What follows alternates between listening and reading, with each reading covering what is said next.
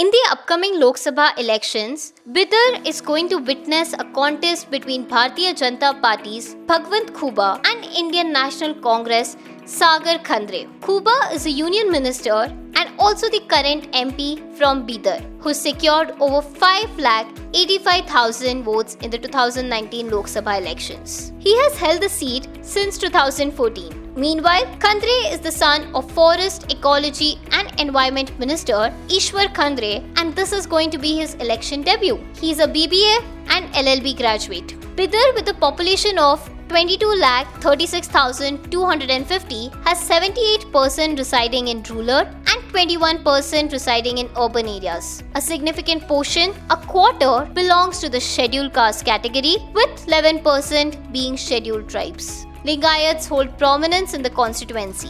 Bidar is scheduled to vote on May 7th and the results will be announced on June 4th. Like, comment and subscribe to Daily Salar Digital for more such updates.